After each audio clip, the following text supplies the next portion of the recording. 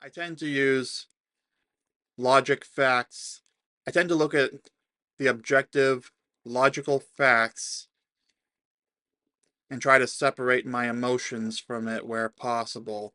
When I was in college, I took this class called Stress Reduction Mindfulness, which covered the physical education requirement because of the yoga involved in it. Hey, I didn't decide what the standard was. I just knew that I needed to do something for that, and I decided, you know what? Even though I was student of the month in gym class in high school, true story by the way, I think I'm gonna try something a little different. A lot of the stress reduction came down to mindfulness with meditation and such, which recently I'll admit I have not been good about because I tend to not really focus on it in the Apple Fitness Plus one, which is why I'm considering just abandoning meditations from there for now and doing just at least one workout every single day to get my money's worth, as ChatGPT said I have to do to get my money's worth. Which brings us to this article from Good Housekeeping: Feeling Crazy Stressed? 8 Natural Ways to Take the Edge Off by Bellamy Richardson.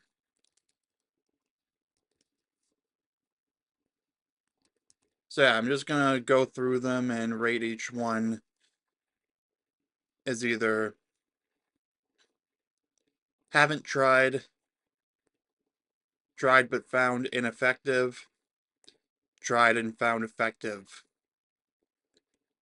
Or if I haven't tried, I'm also gonna say whether it sounds effective or if I have questions about it. Alright, here we go. We can all agree that there's much in the world today to feel anxious about. But even when we're not feeling overwhelmed or scared by the news, everyday stressors can make our brains fizz with worry. From money worries to concern about whom our teen is texting with, these things can make faces flush, hands sweat, and hearts beat uncomfortably fast. If your anxiety is constant, severe, or all consuming, if it's making it tough to get through the day, or your work and relationships are being seriously affected, it's important to talk to a professional who might recommend that you try therapy or medication. But when you're feeling anxious and jittery, there are calming steps you can take in the moment. Try these research based techniques to dial down your stress and ease your body and mind. Establish a routine. Creating a structure in your day helps you feel more in control, says Rachel Goldman, PhD, a licensed psychologist and a clinical assistant professor in the psychiatry department of NYU Grossman School of Medicine. She suggests looking at 4 key aspects of your daily life: sleep, diet, movement, and stress management. When you have consistency in these areas, by doing things such as going to bed at around the same time each night, eating balanced meals, getting out for a walk or a workout, and writing down your concerns before sleep, your anxiety symptoms may ease. I have tried this one, and it is somewhat effective, assuming I actually follow through on it.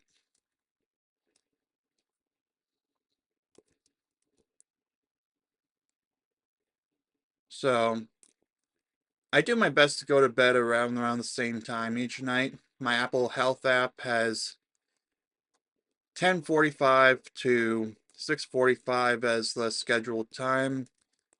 I'm thinking of expanding it to end at 7 a.m. rather than 6:45 a.m. or something like that. I'll admit I'm not the best about balanced meals, though I do try to remember to boil some vegetables with whatever I make for dinner. I've got to do better on that. Or maybe when I'm at home, I should just make that for lunch in addition to my protein bar. This way I just have a little something more than just the protein bar. And that's for when I'm at home, not if I'm taking my protein bar on the road. As I said before, I eat the heavy stuff at night because if it makes me drowsy, it's not as consequential as if I eat it during lunchtime. Like if I make a buffalo chicken pizza for lunch, I'm going to be drowsy throughout the afternoon, and that's going to ruin my productivity. Whereas if I have it for dinner, worst case scenario, I get a little drowsy during my TV episode or my movie. No productivity lost.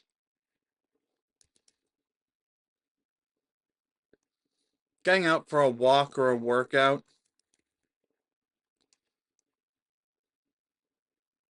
yeah, this one's definitely something I do daily, whether it's my Apple Fitness Plus plan or the time to walks. Yeah, I'm trying to do better on the Mondays and Fridays where I don't have the instant gratification job for whatever reason. I'm trying to do better with going out for a time to walk.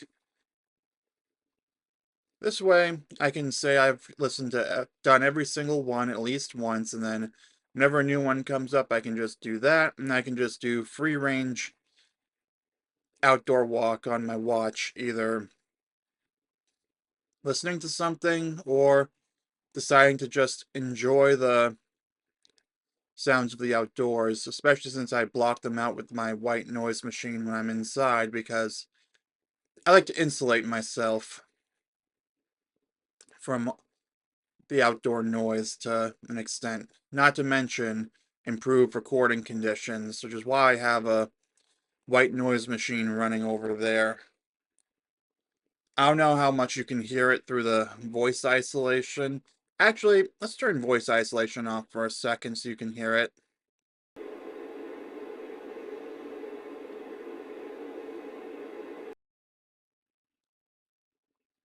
That's to block out unwanted voices and other noise.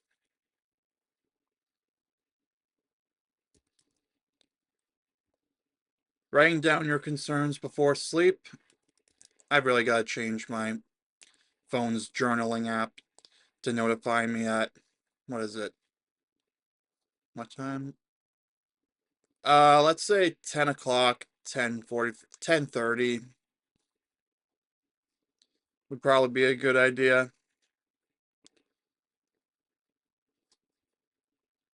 I lost track of where to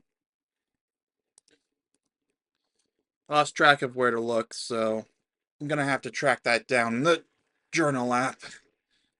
Hey, if Liam Neeson could find his daughter, I think I can find how to change the timing of the time to journal in the journaling app.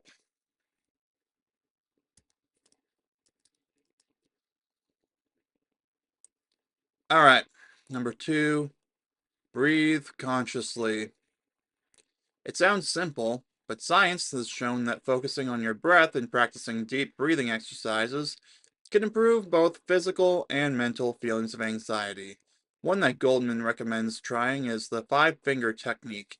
Spread one hand out in front of you and, with a finger from your other hand, trace up and down each finger, inhaling as you trace upward, exhaling as you trace downward. Doing it just once might make you calmer. If not, repeat it. I've tried breathing with meditations and such, but let's actually try this one right now.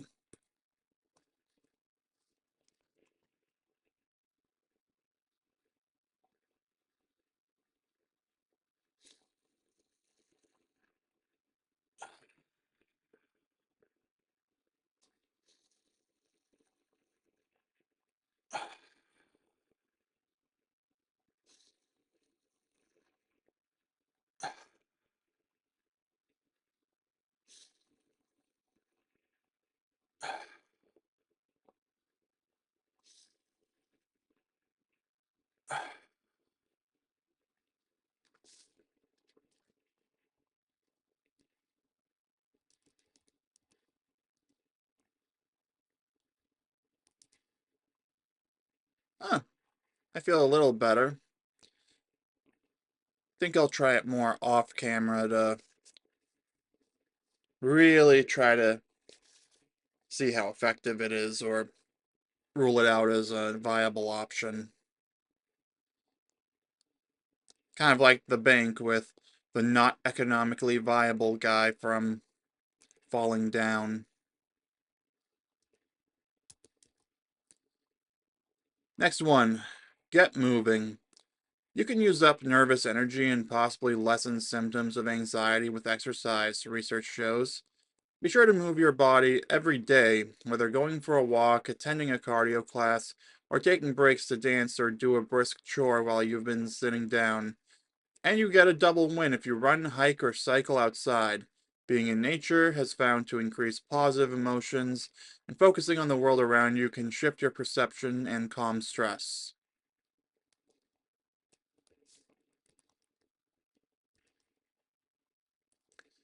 Uh, would suburbia count as being in nature? I mean, yeah, there are trees, but there are also paved roads, cars,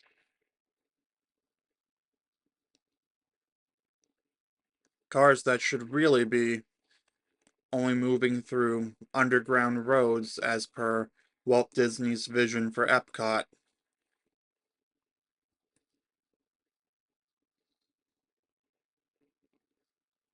Yeah, sometimes I feel like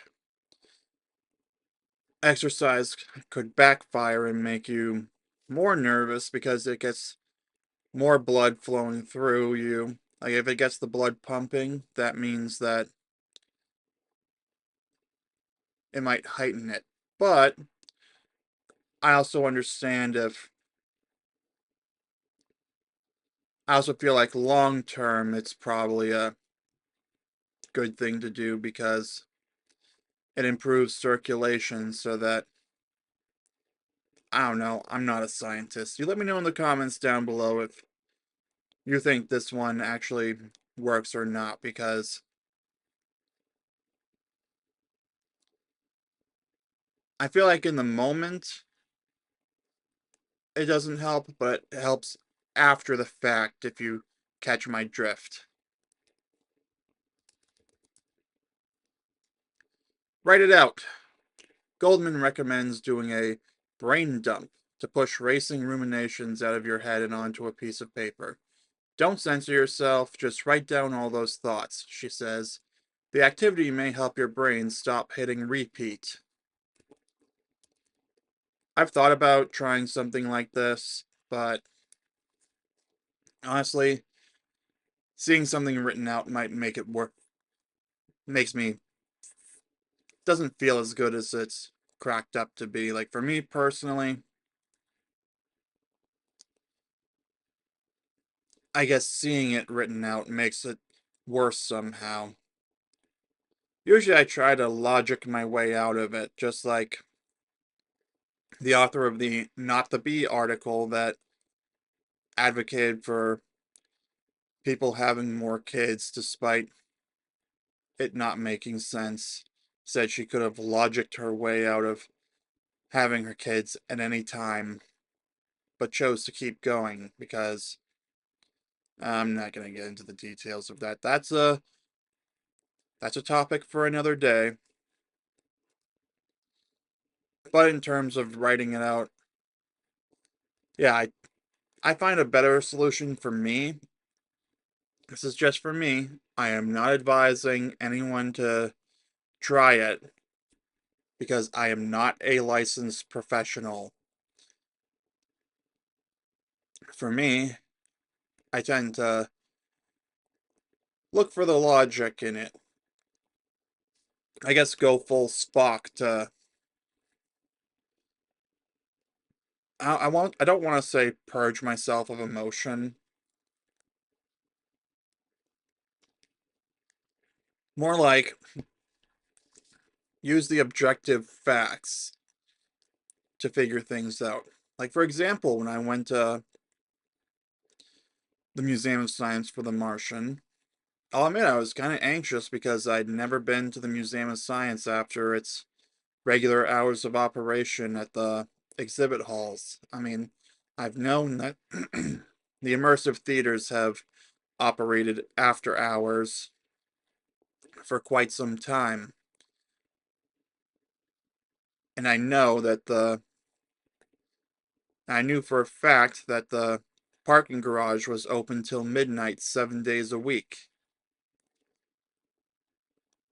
But I was worried that I might have misread it or something, or they hadn't updated it or something like that. Whereas, instead of worrying about it wrong, what I ultimately did was I looked at the facts. The official website says that the parking garage is open till midnight, so it would make sense that someone would that we'd still be able to get out of the parking garage after the movie ended at about 9:15. Whereas if plus on top of that, the museum was offering the event, so it would be really stupid of them if they didn't have the parking garage open for people who drove there. It's why I considered just going alone after my friend canceled and taking the T so that no one would have to worry about parking. But I decided I didn't want the space to go to waste, so I may as well have. So I ended up going with my mom. She drove, she parked, she paid for the parking after the planetarium show and the movie got out. It was a good, worthwhile experience, but I was really anxious about the whole thing because I had never been to the museum after regular hours of operation, but I digress.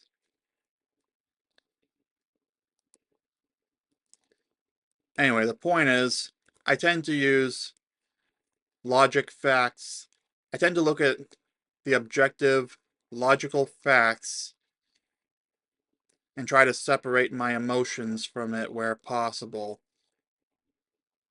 Again, I thought about it. The museum is offering this thing that begins and ends after regular exhibit hall hours. They do that every Friday and Saturday night at the planetarium.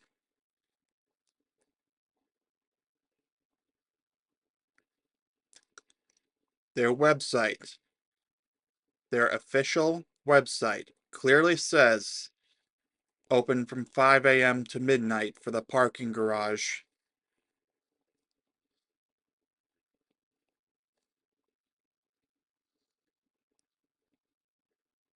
So I just went with that and then decided to. So I used the facts that were on my side to not scare myself away from going in the first place or letting the extra ticket I reserved go to waste. Let's get back to the list. Tap into your senses. Anxious thoughts often center on things we can't control, like the would've, could've, should've of the past. But concentrating on the present, what you're seeing and hearing right now, may soothe your anxiety. Try this grounding exercise. Pause and name 5 things you see, 4 things you feel, 3 things you hear, 2 things you smell, and 1 thing you taste. Feel emotionally or physically. I've seen this one in practice in Better Call Saul. It's something Chuck McGill did when he started seeking professional help for his problem. He would be like, red car, green grass, blue sky.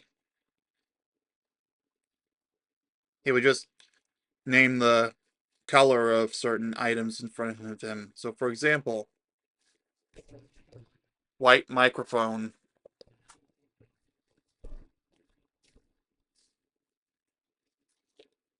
White AirPods case. Red pop socket.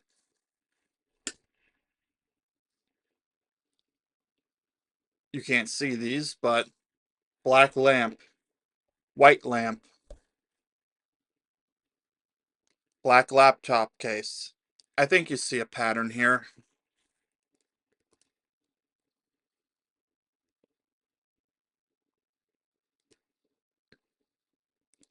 So yeah, I'd appreciate some clarity on whether it's physical or emotional feeling.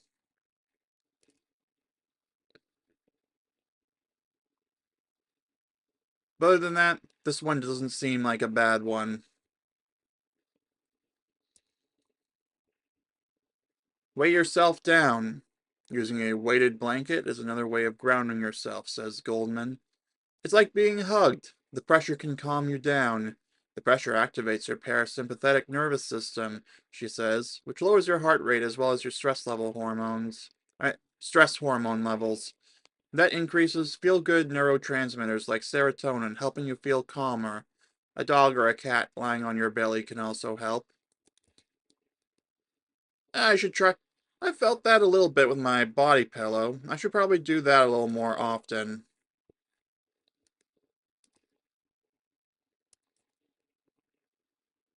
Chill out, literally. Try splashing cold water on your face or neck, running cold water over your wrists, or holding an ice cube in your hands to cool your anxiety. When you're stressed out and your heart is racing, a jolt of something cold can help by activating your parasympathetic nervous system. It shocks your body out of a heightened sense of anxiety and tells it to do something else, Goldman says.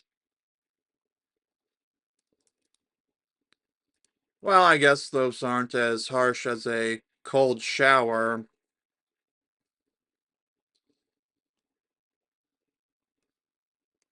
I haven't tried this myself, so I can't really vouch for it.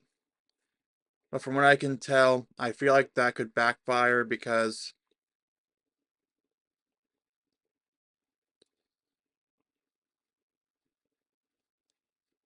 the cold can cause a shock to the system. But I could also see it like calming the nerves in the long run or something like that. I don't know. If you've used this before, you let me know in the comments. Personally, I think I'm gonna try out the I think I'm gonna try this one out at some point.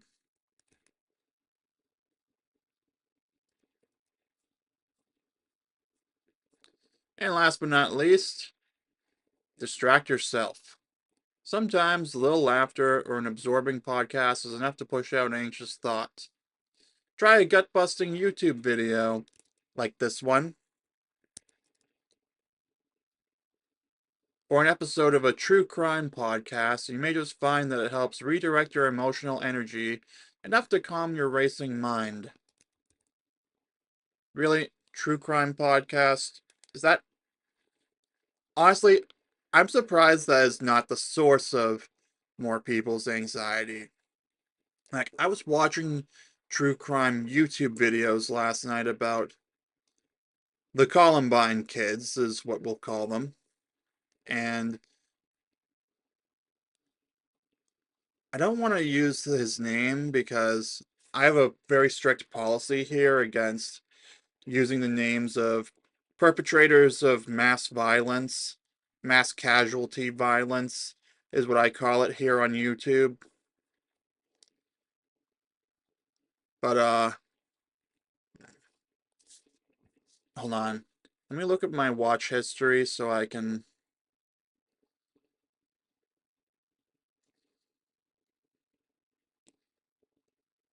I'm not going to show it because they might be showing the guy's name, which all right. It was from Coffee House Crime called Murderous King of the Incels. The delusional case of name redacted. And also I have to ask, why in God's name are you putting the guy's face on the thumbnail? I mean, I get it's relevant to video. But as I've said before, these lunatics should not be given the public attention many of them crave. I have done the research. I literally gave myself nightmares researching that topic. TLDR, news stations are irresponsible when they put out the name and face of someone who commits mass casualty violence.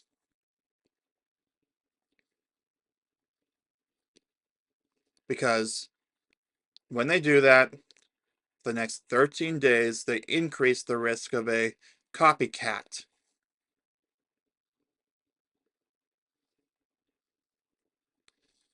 Okay, I'm going to stop talking about that start, before I lose it. Anyway, let's wrap up the article. It's a little bit called, Is It Time for a Mental Health Day? The world is chaotic. Your kids are fighting over who gets the best color of M&Ms, and you hear work notifications in your dreams if you can fall asleep. A mental health day, as the term is commonly used, is simply a day to de-stress, get away from the demands on your time and psyche, and recenter yourself so you can feel better and function well both at work and in the world. The best reason to take a mental health day is to prevent burnout, says Rosanna Bakari, PhD, a psychologist who consults on workplace wellness and the author of The Healing Journey. You're the best judge of how unraveled you feel, but here are some signs that you may need to need a self-care day. You are exhausted or falling asleep at work. You're unusually irritable and short-tempered. You feel cynical or apathetic and have trouble concentrating. You dread work, though you generally like what you do. You're extra sad, stressed, or anxious. You are headachy, or have muscle tension, stomach problems, or other physical symptoms of stress. If you do decide you need a self-care day, don't squander it. Do an activity you find relaxing. It might be staying in bed, reading, or taking a yoga class. And keep these things in mind, says Bakari. Spend time alone or on something that is just for you. This is what will leave you feeling truly refreshed. If you're a parent, you might think, now I can give the babysitter a day off and hang out with my toddler. But unless you find that truly and deeply relaxing, give the sitter a day off at a time when you don't desperately need one yourself. Don't undermine your health. Staying home with a bottle of wine may feel relaxing, but if you take this day and go back to work grumpy and underproducing, it won't have helped, Bakari says. It's okay to play catch up. A little. Sometimes we feel overwhelmed because the pace of work doesn't let us do things that keep our home life on track. It's fine to do some stuff that will make you feel better when you go back to work, but you need to go get some peace for yourself, says Bakari. It's not about taking care of everyone else.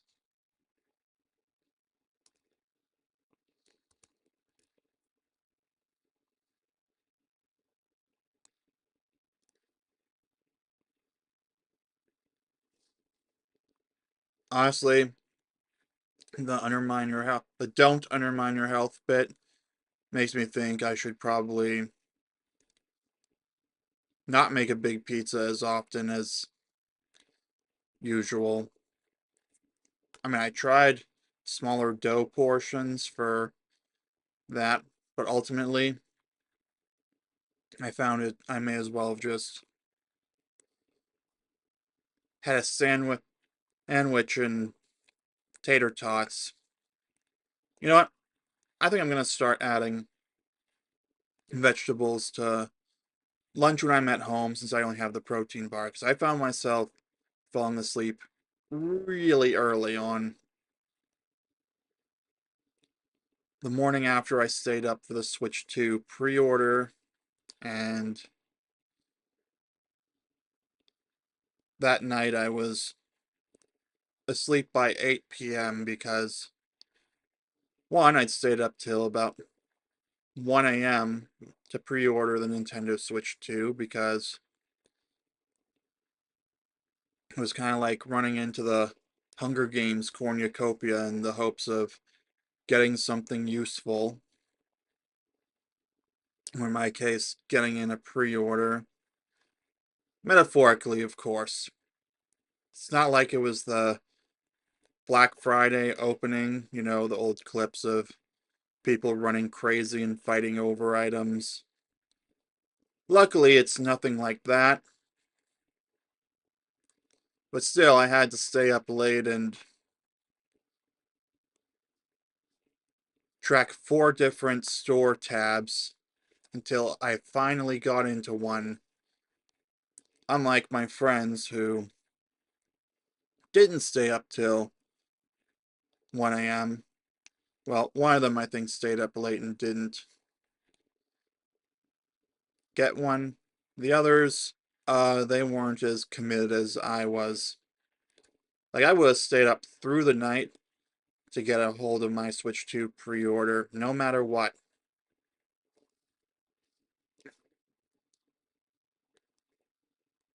That being said,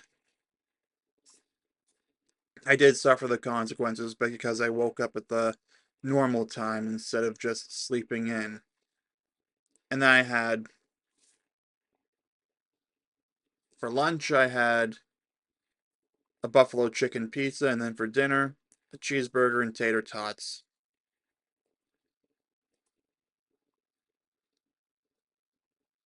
So yeah, and that's how I got so drowsy that at 8 o'clock I fell asleep.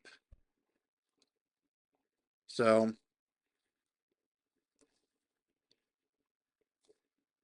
that's why I think the don't undermine your health thing is a really good point.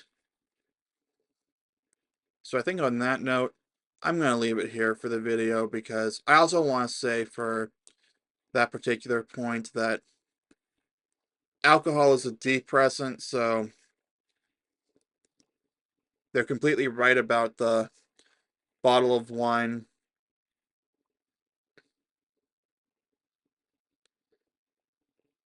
causing the causing it not to help, which is why I always say about alcohol, stay the hell away from it.